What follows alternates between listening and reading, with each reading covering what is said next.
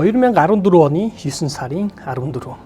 Энэ бол Alibaba компани Нью-Йоркийн хөрөнгийн биржээр хувьцаахан гаргаж $25 тэрбум татж чадсан өдөр билээ. Энэ өдөр Jack Ma өөрийнхөө үүсгэн байгуулсан компанийг $231 тэрбум үнэлүүлж чадсан гайхалтай өдөр. Гэхдээ энэ амжилтанд хүрэхдээ тэрээр дардан замыг туулаагүй. 1995 онд Yellow Page компани үүсгэн байгуулсан ч төд хөдөлгөөний дампуурсан байдаг. Төрөлхийн ялагдах дургүй дайчин тэрээр 1999 онд Alibaba компани 17 найзын хамт үүсгэн байгуулсан түүхтэй. 今天我想把大家请过来，跟大家共同探讨以后至少5年、10年我们要做的事情。那么阿里巴巴我们将做成怎么样？我想从黄页的时候我就提过，黄页所要瞄准的对象不是国内战略，而是国际战略。我们所有的竞争对手不在于中国，而在于美国的硅谷。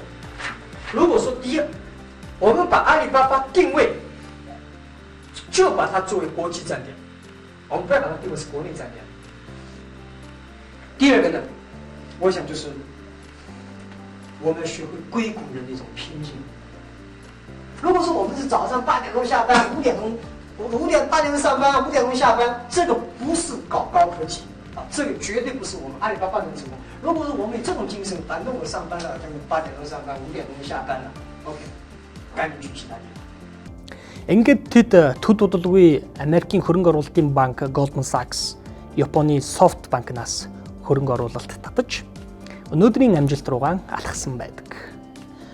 Төрөлхийн томоохон амбицтай, төрөлхийн том зорилготой тэрээр өнөөдөр дэлхийн хамгийн том 10 компани нэгийг үүсгэн байгуулжээ. Мөн өөрөө хятадын хамгийн чинээлэг эрхэм болж чадсан байна. Харин та 2014 онд түнтэй нэгдэж Alibaba-гийн хувьцааг $68 худалдаж авсан бол хувьцааны хойш өнөөдөр $197 болж өссөн байна.